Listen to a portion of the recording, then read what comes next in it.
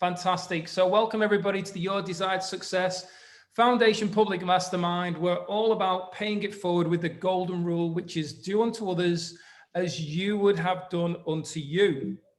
Now, when we're looking at the power of the mastermind, people coming together, Napoleon Hill, the author of the world famous book, Think and Grow Rich, he said, it is the principle through which you may borrow and use the education, the experience and the influence, and perhaps even the capital of other people in carrying out your own plans in life. It is the principle through which you can accomplish in 1 year more than you could accomplish without it in a lifetime if you depended entirely upon your own efforts for success. So this is why we come together. This is about being open-minded, especially when we look at what's happening in the world. Collaboration is the key. It overpowers competition. Let's come together and support each other, irrelevant of what our goals are. So my mother, AKA Rosa Bacon, you can kick us off, please. The purpose of the mastermind is to share our value and connect with like-minded people in order to create wealth in all areas of our lives. We are here to inspire and challenge each other to reach and exceed goals.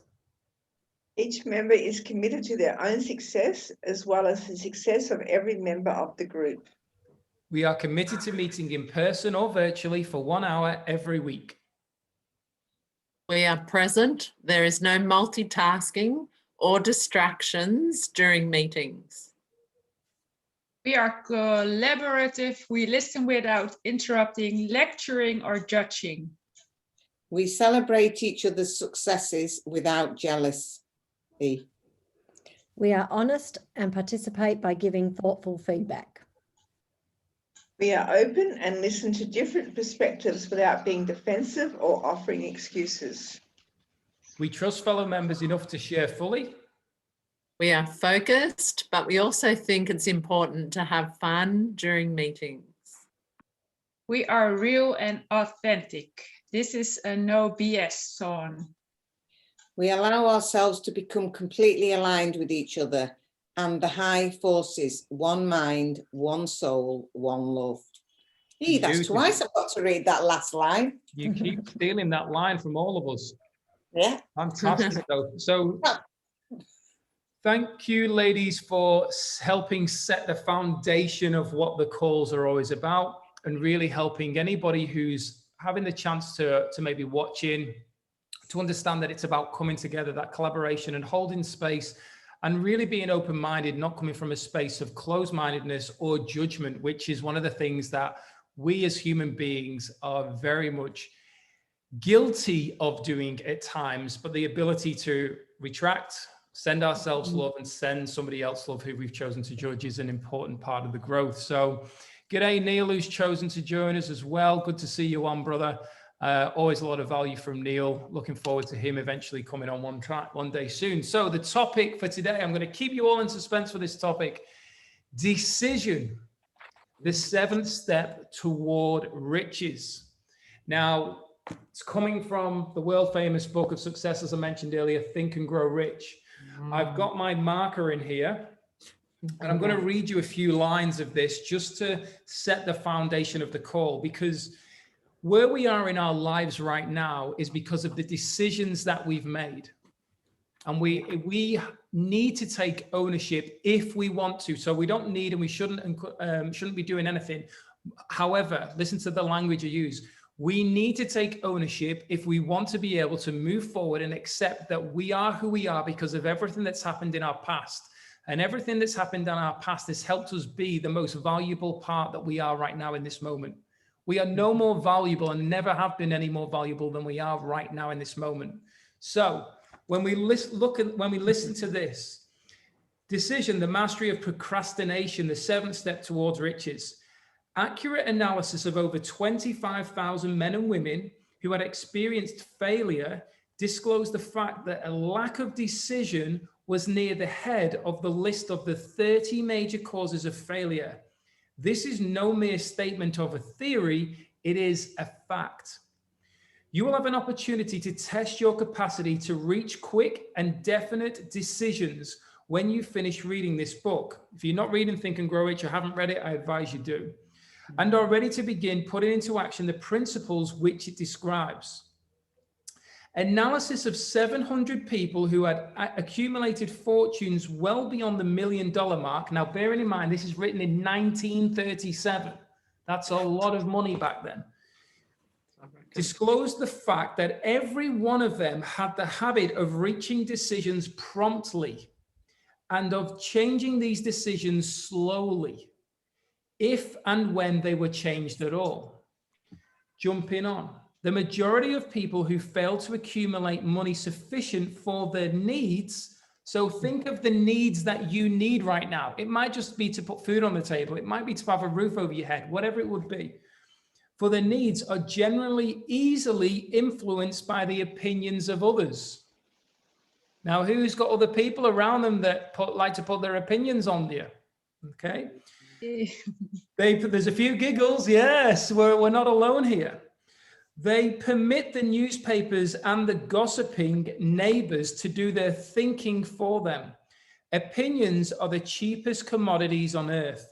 Everyone has a flock of opinions ready to be wished upon anyone who will accept them. So we must be careful we don't accept the opinions of others. We appreciate and are grateful for the information, but we don't always have to accept them. If you are influenced by the opinions of others, you will have no desire of your own. I'm going to read that one again. If you are influenced by the opinions of others, you will have no desire of your own. Keep your own counsel when you begin to put into practice the principles described here by reaching your own decisions and following them. Take no one into your confidence except the members of your mastermind group.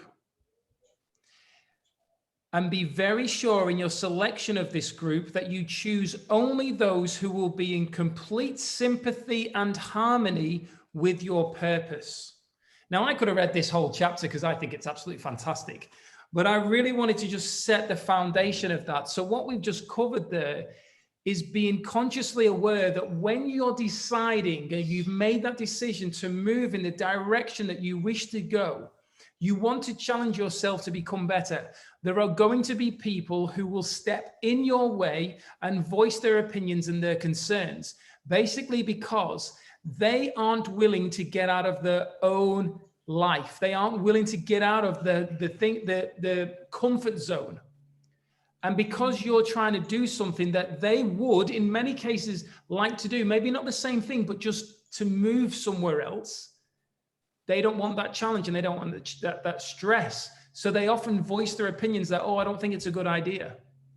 And some of you will be aware that as you grow and you develop and you reflect on that level of growth, that you are able to deal with situations far greater than before. But the problem is, because of your growth, you in a way are getting further away from the people who choose to stay in the same place. Now you can come back down here and be with them. And it's not a case of you being higher or better than anybody else, but you can lower your vibration to be at that level because you once were there, but you also know you can go back up. Diana and I had a great conversation around this last night. But the decision you made to become a better version of yourself, for whatever reason that would be, which is usually because you are feeling a sense of lack and knowing that there's something more that you're desiring, you maybe don't even know what it is. So the power of being able to make that decision and move into that space is then what helps you keep moving forward and make better decisions. And as the book said, the people who are successful in life make decisions that are aligned with them, and they make those decisions fast, and they do not at all, or are very, very slow in changing their decision. Because how many of us have made a decision to go, do you know what, I'm going to join this mastermind, I'm going to join this community, I'm going to be involved and do something different, and then gone, oh, I don't know if it's a good idea. Oh, I'm not sure about this. And we start having this, and then somebody comes in and says, what are you doing and wasting your time on that? Don't come and do this. And we can be easily led. But those people who choose to stick around, and Carly said this to me today. And I said to Carly, if you're showing up and you're continuing to do something that's aligned with you, then you're going to be rewarded. What I do, I don't feel is work. It's not a chore for me because I love what I do. There's days when, yes, I'm like, oh, I could do with a bit of a break here, but I can have a break whenever I like. But because I love it, I'm in it. So I would really love to know and hear from you, when in your life have you made a decision that you've been challenged with by other people around you who maybe have mocked, maybe have just said, oh, you know what, I don't know why you're doing it, whatever it would be, that you felt challenged and it's meant that you've, or ended up with you questioning yourself. And even if you have stepped away from it, I'd love to hear from you, whatever you've experienced. And there are 5 ladies on here, so don't be shy. I could go first if not. And Rosa, do you want to go? Do you mind, Kylie? Because the more I Yeah. think about this, the more emotional it's going to be. I think for me, Martin, is when I made the decision to leave your dad. Because a lot of people who knew us as a couple said, oh, you're amazing together, you're wonderful together, why are you doing this?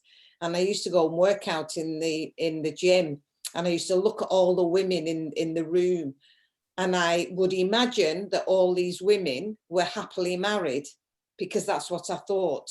And I felt like I was the only one in the room that was doing something that I shouldn't be doing. And it was actually talking to a friend of Dave's, who I didn't know was a friend of Dave's at the time. And he said, and he really made me realize that it doesn't matter what other people say, and it doesn't matter about other people's opinions. I had to do what I had to do. But of course, being a Catholic, getting divorced went against everything that I'd always believed in. I kept thinking about my mum. What would my mum think? Obviously, you boys were involved in all this, but I knew it was really strange, because I woke up one day and I knew I had to go, and I knew there was somewhere I was getting strength, and it was amazing. But it really taught me to look at other people and not judge myself by what other people are doing, and move forwards. And so that for me was obviously massive. So that's me. Yeah, beautiful share, Mum. Thank you. And with that, as you know, I'm just touching because of the connection I've got here with regards to that story. As a child, I always had a great fear of my mum and dad being divorced. There was something that always said that they would, and I don't know what it was. And it's, you know, you say, oh, well, it's easy to say that now because it happened, but there was always something there that I felt, and it was a great fear. But it happened later when I was in my 20s, you know, my early mid-20s. So I was able to deal with it, but more importantly, I was able to see and be aware of what was going on in the relationship, and to be able to witness what came from the separation, even though it was a hard time with going through it, and especially for my dad more so, from what was able to come of it, from my mum meeting my stepdad Dave and my dad meeting my stepmom Alda, it's just been incredible. So we often don't see the blessings that are going to take place because we're too involved in it. But looking back, it was one of the best things that could have happened for both of you, and to bring Dave and Alda into the family and their daughters. Great share, Mum. Carly. I can't think now. What was my question? Oh, shit. When in your life have you made a decision to do something or go in a direction, and then you've been met with people challenging you and their opinions and trying to put you back in a way? I've got to say that's all my life. Like, I've always done what everyone else wanted. I never really had a desire. My desire was to help others. So by doing that, I was helping others, I thought, but and I wasn't helping myself. Like, I became not important at all. I gave myself fully away to help others. And you can't live like that because you don't get to thrive. Everyone else thrives around you and you don't. And so even with my situation at the moment, I know this is being recorded, but with my situation at the moment with someone we were talking about today, you and me, Martin, even in that situation, like I find myself still hanging in there, and I'm the only one in that little group that is totally different to the rest of them. They're following a different path. And I still haven't made a decision on that path because it doesn't fully sit with my integrity. Where in the past, I probably would have followed that being part of the team. I would have saw it as a team thing. And I would have made a decision months ago and just followed that even before I got into Noble Goldman. But I still haven't followed that, even though every time I'm with them, people, they have me so convinced that I need to be part of that team. But it just doesn't ever sit with me. I just do not trust the integrity of those situations at all. So that's why it doesn't sit with me. So it doesn't really value the rest of the people that are in my life or me by making that decision. Like, I can't actually say anything else. It's just, it comes back down to the value of the kind of relationships I want that are in integrity. And in the past, I may have put myself out of integrity to serve others 100%, but I know that's not going to help anyone because all it does is make more people choose that path, and I'm supporting the wrong integrity. I want a different life for humanity and myself. I want all of us to win, all of us to thrive.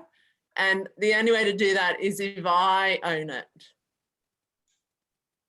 And I own it by being here with you guys.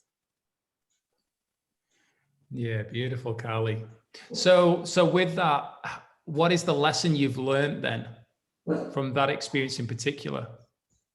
I just know that I've changed my total way of being, because no matter when I have to show up with them, they still can't convince me. They still have never changed my mind. So I know that I'm more empowered than ever. Even if they think and keep saying to me they don't understand why I haven't chosen what they've got, I haven't chosen what they've got because I'm empowered in my integrity and I'm not changing. I'm only with that group while I'm doing my other part of my business. And until then, until that has to change, for me, that's still a part of my integrity by being in that group because of what I'm doing with that group that I started with, like it was a commitment. But until that changes fully, which is probably changing soon, I'm maintaining that value. But it'll get to a point where the total value is this group and what I'm receiving for humanity through the integrity of what we're doing. Yeah, beautiful. And that, what I was picking up there, Carly, was it reminded me of where a lot of people get caught up in the hype. So it's the bright lights, the noise, the party atmosphere, the woo woo, ha ha, we are, all that kind of stuff. And we're attracted to energy. So therefore, when that energy is high and it's buzzing and so on, we're attracted to it. But the problem is that doesn't last. You know, I think Diane and I were talking about the waves. I did a live about the waves, and there has to be the balance. There also has to be that dip where it's really low for it to be really high. So I went to an event last year, just before we went into lockdown for all the COVID stuff. And I stepped back and I just watched what was taking place. And there was 700 and odd people there.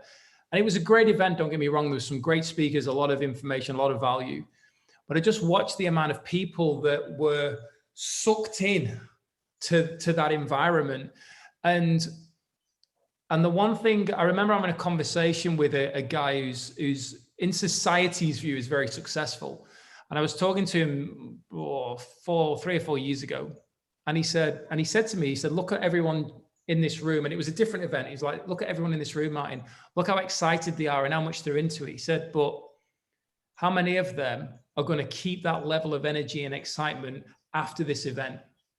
He said, who's going to actually leave here and do the work? Because the work isn't the partying. That's the celebration of the work that's been achieved and what you've done. He said, but everyone who's saying they're going to achieve this and so and are going, rah, rah, yeah, yeah. He said, I bet you'd be lucky if there's 1% of people in this room. And that's what I loved what you had said then was, if we break it all down, if we are aware of what's going on, we can step back and step into ourselves and open the door inward and go, how do I feel about this? Like, how do I actually feel about what's going on? Is this in alignment with me? And that's why everything that I do, I don't do it on the hype. I'm not interested because it's not me. I'm not attracted to that. So it is definitely a powerful lesson. And also that ability of what you said there is in all your life, you've been going through it. And then next thing, you're now becoming aware to make decisions that are serving you instead of everyone else, because as you're aware now, you can't serve everyone else when you're not serving you. Yeah, and if I don't hold the value of myself, like every time I give myself to everyone else and help everyone else, which I love helping everyone else, like it's one of my favorite things to do. But if it's coming from not actually valuing me, like if it's coming from me giving 100%, but there's no equality, then it's not real. It's serving everyone else, but they're thriving and moving on. I'm left behind in this grief, really, because I'm alone. I'm alone in all that because there's no equality, because I'm not valuing my own integrity in there, and it can never be matched. So I'm not saying I'm alone, but I'm saying that it's like being alone. It's like there's no equality, and you can't live like that. Look at humanity.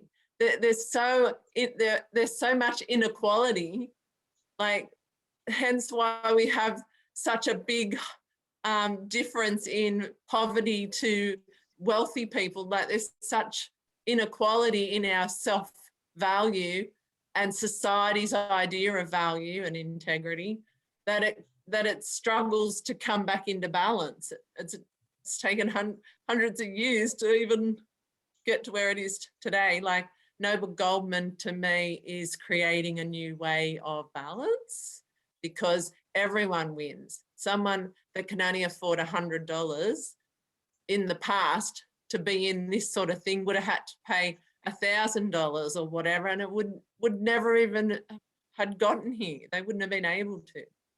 And then you find two people and it supports that person that struggled even with the $100 to stay here and grow and thrive with the rest of humanity and finally get equality. Like, that's what I'm talking. Yeah, powerful. Powerful. Thanks, Carly. Diane? Yeah, I resonate with you, Carly, on some of those points, especially helping others that don't really, aren't putting in the effort. They want you to solve it for them. They want you to do the work, but they're not prepared to do it. I've had, I'm always doing the same thing, trying to help other people. And what I've found is they may not have been ready for it. So, like I can see that they need it, and I walk in there and I go to help them, but they're not seeing it the same as I am. So recently I stopped doing that. I actually, they still do their little event, but I didn't didn't offer anything, and I walked away. And now I'm finding that they're coming to me going, oh, but I need you to tell me what to do. So I always start with a couple of things that I give them. And if I get resistance on those, then I know that we're not there yet. So, and I don't give any more. And, you know, one of them, even recently, I actually even said to him, are you ready to hear what I have to say? Because it's going to come, you know, I'm going to give you full bottle. And I did. And he took it all, you know, whereas for 3 years, I've been bashing my head against the wall with him. You know, this is a work colleague, and, you know, and now we're at a point where he is valuing me more because I stepped away from trying to solve his problem. And then he recognized how much he did value what I had to say, and now he's taking it on board. So that's been really good. And when we talk about, you know, when we talked about decisions, you know, being indecisive or making the decisions, there was a point in my life when I was working full-time. I've always worked full-time through both my girls, and my mum has looked after them, and she fostered, and we had an autistic boy who was absolutely driving her around the bend, and it was having an effect on my mum's mental health, plus also she was worried about how it was affecting my kids. So she had said to me at this time that she thought it was probably best that I looked at other options to have the kids looked after, because she wanted to protect them. So I, right at that moment, went, okay, well, I don't want to put them in daycare. I don't want anything for them, you know, any of that for them. I love the fact they were being loved. So I just put out there that I need to have a home business. I've got to have the home business. And I just put it out there, but I was so definite about it. And I did kind of let it go. And I had no idea where this was going to come from. I didn't know how I was going to make this work. And I had a girlfriend who I'd met 6 months before who'd had a home business and was never going to sell her business. But then she fell pregnant, got really sick, and needed to sell the business. So it just happened, you know, and I ended up with this home business and got to stay at home with my daughter until it got to a point where mum could take her back on, because I wasn't making any money out of the business. I loved the business because it was doing the molds of the baby's hands and feet. So it really resonated with me in, you know, giving something back to parents and stuff, that they had some value. Even the deceased babies, I did no one would do the deceased babies. I did those. It was very draining mentally, but it was so rewarding. It was, you know, so I did it from love, more, and to be able to be there for my own children, which I absolutely loved, until it was at a point where, you know, I had to go back to work because it really financially was not working for me. But that was a decision. But then again, I instead of looking at going, okay, well, I need to find something that is going to keep me in there, because that's all I wanted to do was be at home. I wavered and went, okay, I'll go back to what I know, you know, so it was going backwards again. And I found that through my journey of growth. You know, I go so far and then it gets hard, because as we all know, when we're looking at ourselves, it gets hard, and it's easy to have, and because you change, it affects your family dynamics. They seeing you as different, not necessarily, you know, they don't know who I am. I don't really know who I am either. And it gets really confusing for them all. So and then they don't need me to change. So I stop and pull back, because that, you know, as most of you know, family is my highest value, one of my highest values. So, you know, I'm not going to disrupt that. I'd rather not do for myself. But that all changed when I had to go through my journey with my dad's, you know, cancer and stuff. And that's when I realized life is so short. I've got so much to give, so much value out there. It's time to step up.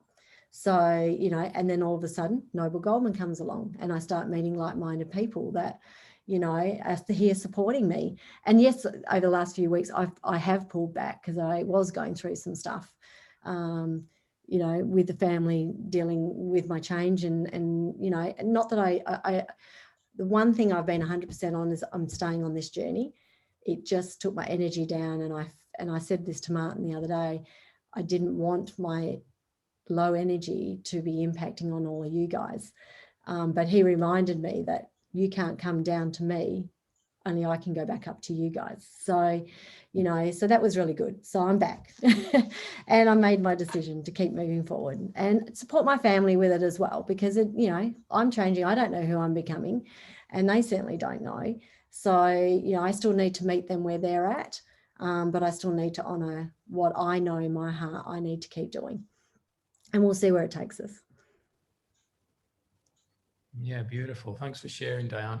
And that's a really important point that Diane was kind of wrapping up with there, that if anyone's ever feeling down, or especially because of this environment, that come on the call and receive the love and the energy from everybody else. This is what it's about. And as you said then, Diane, we can't be dragged down to that point. So we're all sat here, all of us, from somebody coming on who's going through a bit of a challenging time, where we show up as in who we are in that moment and just help everybody rise. And seeing somebody go through that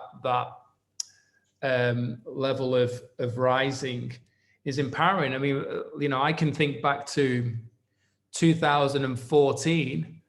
I remember getting on a call with my mum and stepdad, Dave. And this was when I was really deep in the depression and the suicide stuff. And I would literally came on the call like that. I was struggling to even look at the screen. But by the end of that call, or maybe 3/4 of the way through that call, I was actually looking at my mum and stepdad. Well, it took me acknowledging and accepting the call. It took them to just hold space for me to help me get to that point. And then when I left the call, I felt a lot better than I did before I got on it. But I had to show up. I still had to put myself in that space, irrelevant of what I was at. And yes, it was my mom and my stepdad, and they're always going to hold that space and love for me. You know, I'd hope so, and I have faith that they will. But that thing of, I still had to make a decision. And I was open to letting them help me rise. And that's exactly what this is about. So please never feel that you're going to be a burden. If you're going through anything, come on the call. And, you know, if you want to share it and you need support or any direction, this is what these calls are for. Absolutely. Satya or Trudy, would you like to share anything? Trudy. Just, seeing this everyone's stories, you know, I think I've pretty much marched my own path as such. But then saying about that, you know, like I'm guilty. I can't remember which one because I've been to so many. But being in a seminar, you know, and they go, you know, like there's only this amount available and, you know, like blah, blah, blah, run to the back of the room, you know, sign up, and then the work doesn't get done. So I'm guilty of that at least once. But yeah, you know, like I'd say even when I was going through a divorce, I didn't tell my family I was doing it because I didn't want their sympathy, because to me it felt like it wasn't their problem. It was mine. It was my life. So it's not that I cared what they thought. It's just that, you know, this is my decision. I don't want sympathy. I just want to get on with my life.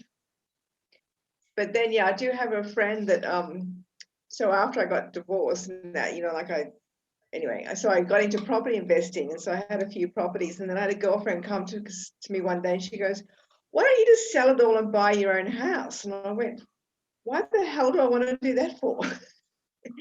Because her mentality was she wanted the house with a picket fence, you know, and mine was I wanted money, you know, so that's why I'm investing, and that's why she's got the house with a picket fence, and mind you, she has a beautiful house at the beach, so I like visiting it. But yeah, you know, she's trying to talk me into, like, you know, selling up all my properties to buy my own house. It's like, no, I don't need to do that. You know, I pretty much, like I said, walk my own path, which is why I'm here where I am. Yeah, beautiful. It reminds me of the, and I've heard it twice now over the past few weeks about, has anybody heard the story of the fisherman and the guy coming over and telling him to build a business? Has no one heard that? I'm probably going to make a mess of it based on what I was told. Because everyone that's told it to me has said, I'm going to make a mess of this. And I've gone, well, if you're going to make a mess, then I'm going to make a mess sharing it. But this guy went out every day and went out on his canoe, just spent time in his canoe, went out and fished, brought the fish home, him and his family got to eat it, and he spent time with his family. And some guy came over and was like, oh, why don't you turn this into a business and employ a few people and go out and collect all these fish? And the guy's like, well, why would I want to do that? It's like, oh, so you can earn a load of money. Well, why do I need the money? Well, so you can buy more things and grow your business and spend more time with your family doing the things that you want. And he says, but I spend time with my family. I go out and enjoy myself and I spend time with myself, and then I feed my family and I spend time with my family. It doesn't make sense. And it's that thing of sometimes because of we're so involved in something that we think that we need to put that onto somebody else. But some people just have it exactly how they want it. And maybe they're just cruising through and they're happy, and that's perfectly fine. I know with what we're doing, I've got a friend of mine whose mission is to earn $1 million a year and help other people earn $1 million a year. That's fantastic. But the only conversation that I get from him is money, you need to be doing this, money. And I'm just going, there's so much more wealth in other areas of our lives. For me to be in the middle of the bush, walking along and just be present with what's going on is far greater than $1 million in my bank. Because realistically, when I'm on the road, what do I need all that money for? I'm grateful for it coming in because there's some great things that I can do with it. But for what I want to experience to fulfill me in this life, I really don't need that much money at all. And it's just amazing how people can sometimes put on their values, their vision, whatever they want to achieve, their goals onto other people and try and suffocate people. And that's why it ends up being kind of like that thing where we get to this point and we go, hang on a minute. Somebody else is writing my bloody movie. Somebody else is rowing my boat. Where the hell am I? I don't want to be here. And then we go, well, what are we going to do about it? Because sometimes we get to a place and we go, sometimes people blame other people. I mean, Wayne Dyer said it so beautifully when he was with one of his patients. And this girl was saying, it's my mother's fault. It's all to do with my mother. If my mother had been like this, and he got sick of hearing this lady talking about her mother, he said, right, that's it, stop. Go and get your mum. And she said, why do I need to get my mum? He said, because if I fix your mum, I'll fix you. You see how stupid that is? How we just put and blame other people. Hang on, I sat in the rowing boat and I let them row. So I am where I am because they took me to where I needed to get to then awaken to the fact that I'm not where I want to be. Thank you for rowing that boat, taking me where I don't want to be. I now know that this is where I don't want to be. And if we know where we don't want to be, we can now make a decision on where we want to be. Because you can't know where you want to go if you don't know where you don't want to go. It's a great share there, Trudy. Thank you. Anything come up for anybody else, Sasha? Yeah, I had that with my, of course, I am very in love with my dogs always. And my previous dog couldn't walk one day. He jumped off the couch and couldn't walk very well anymore. And the vet told me, yeah, he's very old. He was 12 then. And he said, you have to let him go. But I really felt I shouldn't do that. And yeah, for like more than 2 years, I quit my job for that. And for more than 2 years, I took care of him. And yeah, those were the best days of my life, definitely, best years. And of course, everyone thought I was crazy to do that for a dog. And yeah, I heard that a lot, but I felt it so strong that I had to do it. And yeah, I didn't care about it. It was, mind altering as well, because now I know, I just quit my job this week. This is, and I know it will be okay. Because of that period, because I had no job that yeah, to take care of my dog for 24 hours a day. But yeah, I know it will be okay. And I don't need the money as well. Yeah, only to live from, but it always shows up. Some I don't know how, but it always does. Yeah. And yeah, and I was in a situation with family, which yeah, what you said, like I let them row my boat a little, and I felt inside, oh no, I don't want it. And yeah, then I found Noble Coldman as well. It was a couple of weeks ago, you know that. And yeah, I had something, okay, I have to row my own boat again and yeah, walk my own path. So it feels very powerful. Yeah, beautiful. And what I was feeling there, because I lost my little girl last year, a dog, and the one thing that I was just thinking about was the unconditional love that was given over the time from her, and then the ability and your decision to give her that to give your dog. Sorry, I didn't know if he was a boy or a girl. Yeah, boy. To give him Man, yeah. that unconditional love back. Yes, yes. Thank you for teaching me this. Thank you for being here to help me really feel this. I want to now give what I can to you in these next, you know, in the time we have together, which is just a beautiful experience. Thank you. Yeah, beautiful. Share that. Really made me just think about my little Bessie. Yeah.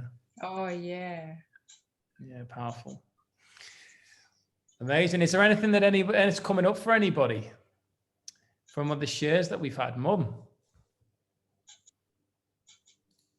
Can I just say, I think this has been a really, really lovely meeting. And I think you, when you said about coming on, even when you're feeling down and even when you feel things aren't right, I so agree with that, because that happened to me a couple of months ago.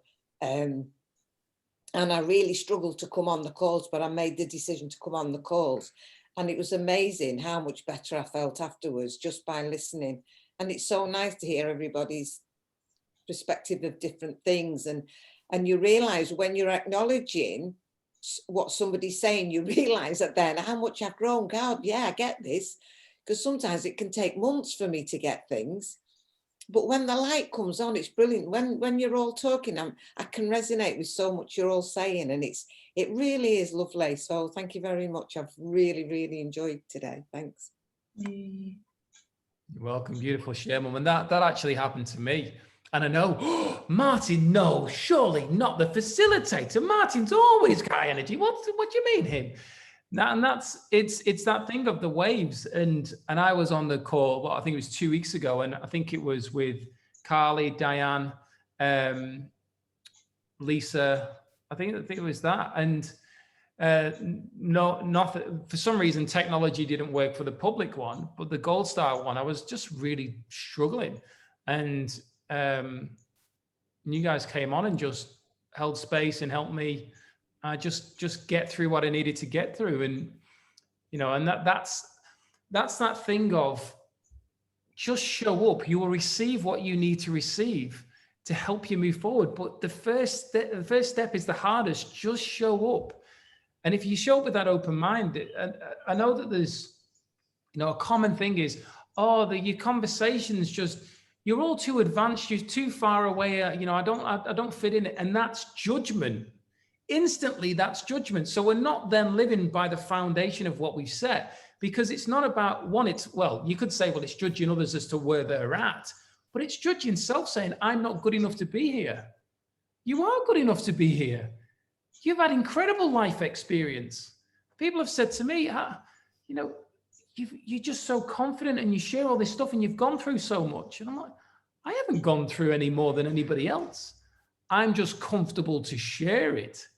That's the difference, because we've all got a story. We've all got a book inside of us. We've all got experiences, and everybody's experiences, if we choose to come from a place and share it and be open and say, hey, this is what I went through, not for sympathy, not for anything other than if somebody else can receive value from what I've been through in my life to help them maybe understand or be grateful for something in their past, or maybe something that's happening right in the present or future.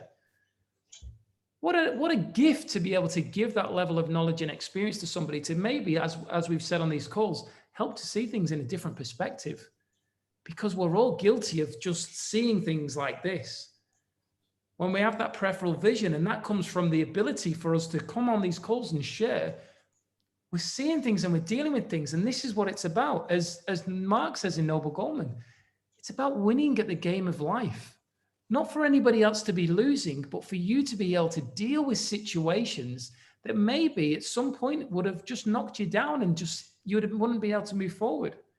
Hey, I'm not going to let this person affect me with their opinions. Thank you for your opinion. I'm grateful for you being there. I've heard you. I'm going to make my own decision. Instead of saying, shut up, I don't need you to be talking. I don't need to tell me what you think I should do. Or being and going, oh yeah, do you know what? Yeah, I think your idea is better than mine. But really deep inside, as Carly was saying earlier, deep inside, is this taking me away from who I really am? Is this taking me away from the true essence of what I'm here for? Which is getting really deep. But that only happens when we slow down. And that only happens when we just take the time to be present with self and challenge ourselves to grow. And I'm not sharing this from, any level of higher wisdom. This is sharing from my own experience in my life. Because as I said right at the beginning of this call, I am the most valuable asset to myself I've ever been right in this moment right now, because of every single place where I've put myself in, and all of you people who have helped me grow and grow more. Because I know when I go to bed tonight, when I go to sleep, when I rest my eyes, I'm a better person than when I started this morning. What a way to end your day.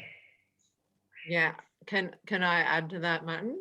Absolutely. Because like what you're saying is spot on for me, because with that integrity, that valuing of self and maintaining my integrity, that really where I sit and own myself. So when I go to sleep tonight, to use your analogy, I know that I'm whole and complete. Where 5 years ago, if I went to sleep, it was someone else's decision that I chose, that I slept on. But right now in this moment, I'm going to sleep tonight with everything that occurred today in my own integrity, my own value, and it was all my decision. Now that is wholeness and complete. Beautiful. Beautiful. Thanks for sharing that, Carly. Always so deep and so meaningful. I love it. Brings so much depth. So is there anything else before we wrap this up? Anything that's coming up? We're more than happy to stay on. Stop it, you. Little Hozzy scratching at the fly screen and looking at me. So trying to escape. Well, look, ladies, and everybody else who's listening, it's been an extremely empowering conversation that we've had. As I always say, it's amazing that it's not amazing from a point of, oh, I'm amazed. I thought we weren't so aligned. This is from amazing the conversation that comes. It's amazing the level of connection we have, the experiences we've had in our lives, to be able to bring that information, that experience together to help us all grow. So I thank you all for being so open and honest and coming from that space of holding space for each other, especially because some of these topics are very deep and meaningful to us. Some of our experiences, some of the things we've gone through are deep and meaningful. And it is important that we share it. It is important to know that there's people on these calls that aren't coming from a place of judgment. And do you know what? If somebody's got an opinion that isn't going to be serving us, they're just voicing it from a level of pain inside. And that's why they need to be around this and they need to be hearing it. And sometimes this is what they need to get rid of that's pain and that stress and that anger and frustration inside of them to go through that healing process to find that love within them, because we've all got it within us. Yeah. So thank you all so much. Go and enjoy the rest of your day wherever you are in the world. For those of us who are gold stars, we'll be jumping on in 30 minutes and going deeper. I need some masterminding, some deep masterminding around some topics. So I'm looking forward to what I receive there from you all. And take care for now. See you next next week. week. Bye. Bye. Bye. Bye-bye.